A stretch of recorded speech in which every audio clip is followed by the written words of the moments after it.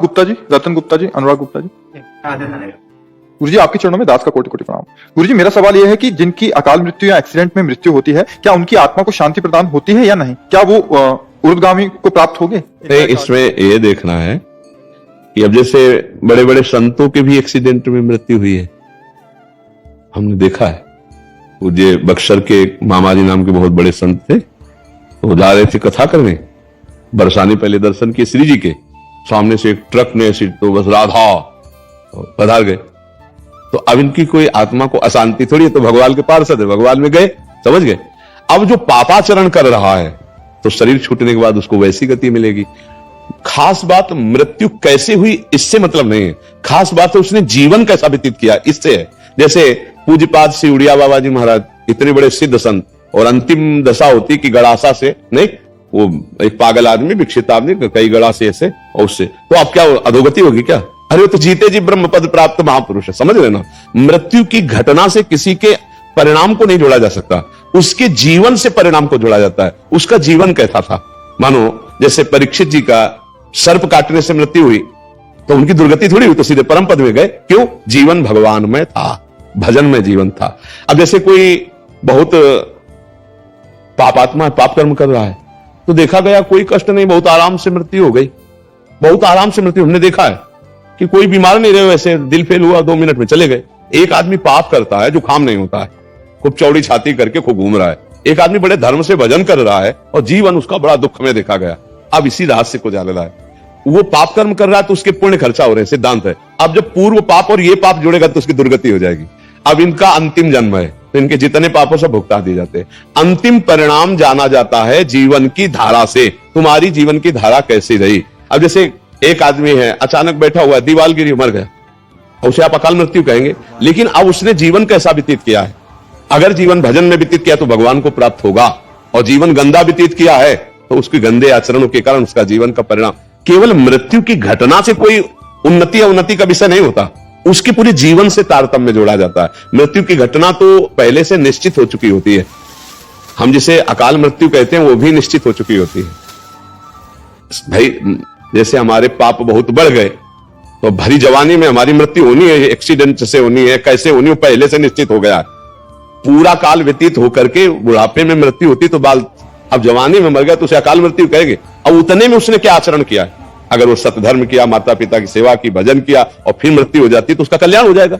अब उसने पापाचरण किए, मनमानी धर्म विरुद्ध आचरण किए, तो चाहे वो गंगा में मरे वो नरक ही जाएगा, उसकी दुर्गति ही होगी। बात समझो? गोस्वामी तुलसीदास जी कह रहे, राम राम राम जी जोलो तू न जपी है, तोलो तू कहूं जाए तिहू ताप तपी है। सुरसर तीर, गंगा जी के तीर, बिन नीर दुख पाइए, सुरतर तरे तो दारी। इसीलिए हम कहते हैं राधा राधा राधा राधा राधा जपो। मृत्यु की घटना से किसी के जीवन का फाइनल नहीं किया जा सकता, उसके जीवन की धारा से उसके जीवन का फाइनल होता है। हां, अगर मृत्यु के समय न राम कृष्ण हरि नारायण कुछ निकल गया, अब फाइनल बदल जाएगा। पूरा जीवन पाप रहा, अंतिम में अगर राम हरि कृष्ण राधा निकल गया, अब तुम्हारा काम बन जाएगा। वहां देखा है, लेकिन घटना से कि उसकी ऐसी मृत्यु हुई तो उसकी दुर्गति हो सकती है, ऐसा नहीं हो सकता। ये पक्की बात है, आप समझ पा रहे हैं? जी गुरु जी, बहुत। अब बिटिया थी मेरी, 2 बेटी थी, 23-24 साल की, बहू थी 29 साल की, 1.5 साल की पोती थी। 7 साल हो गए, मन व्यतीत रहता है। हाँ, क्योंकि अपनापन होता है ना परिवार से। तो अब देखो, इसका हम रोज घोषणा करते हैं एक बार सत्संग में, इस लोक का नाम याद कर लो, क्या है? मृत्यु लोग, यहां सबको मरना पड़ेगा भैया। लेकिन गुरु जी 2011 में मेरा ऐसा संयोग बना कि कैलाश मानसरोवर जाने का मेरा, तो मेरी बिटिया जो है बोलती, पापा आप जाओ कैलाश मानसरोवर, मैं दुकान संभालूंगा। हमारा केवल वो व्यवहार में बहुत आगे बढ़ना होता है। हमारा केवल इतना कहना है कि देखो, जिस समय, जिस सेकंड में, जिस मिनट में जहां मृत्यु हमारी होनी है वहां होनी है।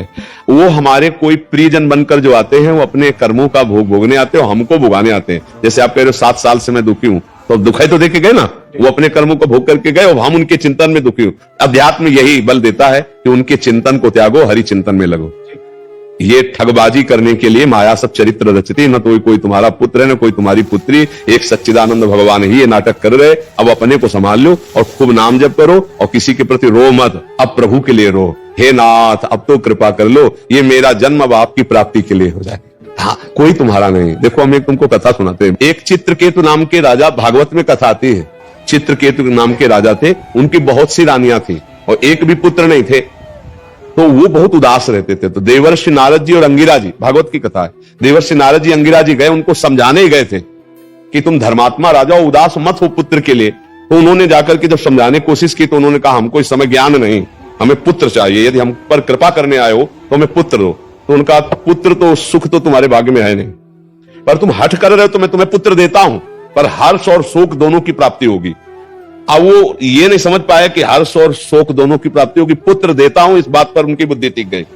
बड़ी रानी कृतद्युति नाम था, उनके पुत्र हुआ। अब तो क्या आनंद, चक्रवर्ती राजा थे, हर समय रानी के महल में जाना। तो और जितनी थी रानियां सबको जलन हुई। उन्होंने कहा बहन, जब से कृतद्युति के पुत्र हुआ राजा हम लोगों की तरफ देखते ही नहीं है। तो बोले हम लोगों के मिलन में बाधक कौन है? बोले लड़का ही है। तो बोले क्या करें? बोले जहर दे दो। तो धाय मां को अपने पक्ष में मिलाया और जहर चटवा दिया, राजकुमार मर गया। जो ही राजा के पास खबर गई कि राजकुमार मर गया, कितनी मनौती के बाद तो हुआ था। और वो रोते बिलखते आए, बहुत पैर पकड़ करके माथा बार बार जमीन में पटकने लगे। जब कोई धर्मात्मा दुखी होता है तो उसे संत संग दे दिया जाता है। जैसे आप आए हो ना, तो भगवान की कृपा से संग मिला है। जी गुरुदेव। अब मोहि भा भरोसा हनुमंता, बिन हरि कृपा मिले नहीं संता। तो दुख का निवारण इससे। तो अंगिरा जी देवर्षि नारद जी पुनः आ गए और कहा राजन, मैं तुम्हें यही बताया था कि हर्ष और शोक की प्राप्ति हुई। हर्ष हुआ पुत्र हुआ, शोक हुआ क्योंकि तुम्हारे भाग्य में पुत्र सुख नहीं है। तो उनका हमको उपदेश नहीं, मुझे पुत्र चाहिए। तो उनका तुम्हारे पुत्र की जीवात्मा को बुला दूं? तो उनका बुला दो। तो अब देवर्षि नारद जी तो सिद्ध आकर्षण किया, तो यमपुरी से जो था वो आ गया जीवात्मा और आकाश में विराजमान है। देवर्षि नारद जी देख रहे हैं, कहा देखो बच्चा, तुम्हारे पिताजी कितना रो रहे हैं, तुम इस शरीर में आ जाओ, हम आदेश करते। तो उनका देवर्षि नारद जी, ये केवल अपने स्वार्थ के लिए रो रहा है, ये कई बार हमारा बेटा बन चुका है, कई बार पत्नी बन चुका है, मैं किसी का बेटा नहीं हूं, मैं अपने कर्म का भोग इसके यहां भोगने आया था, मैं जा रहा हूं। जो ही सुना चित्रकेतु ने, बोले बेटा बोल रहा है हमारा? बोले तुम्हारे बेटा की जीवात्मा बोल रही। उनका मोह दूर हो गया और फिर उन्होंने भजन करके भगवान को प्राप्त किया। तो भगवान ने तुम्हें मोह दूर करने के लिए भेजा है, तुम्हारा कोई नहीं है। हाँ, भगवान ने लीला करके आए थे, अब तुम नाम जप करो, मस्त रहो, चिंता मत करो, और तुमको भी जाना है। ये बात जान लो तुमको भी जाना, तो जाने की तैयारी। जो चले गए उनके विषय में क्या कहो, उनकी तो ट्रेन छूट गई, तुम्हारी न छूट जाए, इसलिए तुम पहले अपनी बेग भर लो। राधा राधा राधा राधा, कबीरा सब जग निर्धना, धनवंता नहीं कोई, धनवंता से जानिए जाके राम नाम धन होए। खूब नाम जमा कर ले, लोक पर लोक में बहुत आनंद रहेगा। परम धन राधा नाम आधार, राधा राधा राधा, जहां जाओगे चकाचक आनंद रहेगा।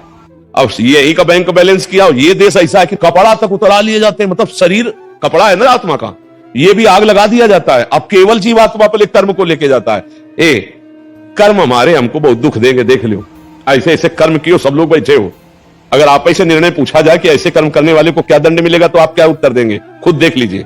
जो आप कर्म किए हो और अपने को क्षमा कर दिए हो, वही कर्म आप एकांत में डायरी में लिखो और फिर सोचो कि अगर मुझे निर्णायक बनाया जाए इन्हीं कर्मों का दंड देने के लिए, तो हम क्या दंड देंगे? वो कर्म सब तुम्हारे सुरक्षित हैं दंड देने के लिए, जिनका तुम्हें दंड नहीं मिला। तो राधा राधा राधा राधा भगवान को पुकारो। तो कह रहे हम सर्व पापेभ्यो मोक्षयिष्यामि मा शुचा, मैं तुम्हें समस्त पापों से मुक्त कर दूंगा। तो अभी समय है, अभी राधा राधा राधा राधा, कृष्ण कृष्ण हरि हरि, अभी अपना कल्याण कर लो, रो पीटो मत। यहां जो जितने समय के लिए आता है उतने समय के बाद चला जाता है, कोई गर्भ से चला जाता है। एक आए थे परिवार के, उनका 6 वर्ष का अकेला लड़का, 6 वर्ष का लड़का हमारा मार दिया भगवान ने। उनका भाई अगर हमारी बात समझ में आवे तो भगवान ने नहीं मारा। वो जीव अपने कर्म से केवल 6 वर्ष के लिए भारत भूमि में मनुष्य रूप में आया, अब वो चला गया।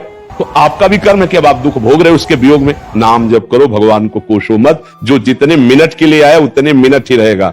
अगर रोकने की बात होती तो भगवान जी दशरथ जी को मरने नहीं देते। हुआ ना दशरथ जी का मरण, जटायु भगवान के हाथ में ही शरीर छोड़ रहा है कि नहीं छोड़ रहा है। इससे हमारी बात ये समझो, सुनो भरत भावी प्रबल बिलख कहो मुनिनाथ, हानि लाभ जीवन मरण जस अपजस विद्या। खूब राधा राधा जपो, मस्त रहो और तैयारी करो चलने की। ये रहने वाला देश नहीं है, हर चीज यहां की छुड़ा ली जाएगी। दुनिया में लाखों का मेला जुड़ा, हंसा जब जब उड़ा तो इसलिए देखो, समझ जाओ तो फिर रोना क्या, और जब जाग गए तो सोना क्या। अगर ज्ञान में जग गए तो फिर मोह में क्या सोना, अगर समझ गए तो फिर क्या रोना। एक बार मरना है, सबको मरना है, मरने की तैयारी कर लो। जो पहले से तैयार न थे पछता पछता कर चले गए। जाना पड़ेगा इसलिए राधा राधा राधा, कब जाना कुछ पता नहीं। पीछे तलवार लिए खड़ी मृत्यु, कब गला काट दे, किस रूप में काट दे, कुछ पता नहीं है। कुछ पता ले, कुछ पता ले। नाच रहे हैं और नाचते नाचते ऐसे हुए और गिरे मर गए। फिल्मी गाना चल रहा है और नाच रहे और मर गए। मुंह का लील नहीं सकते। आ बोला तो फिर आगे धा नहीं बोल पाओगे।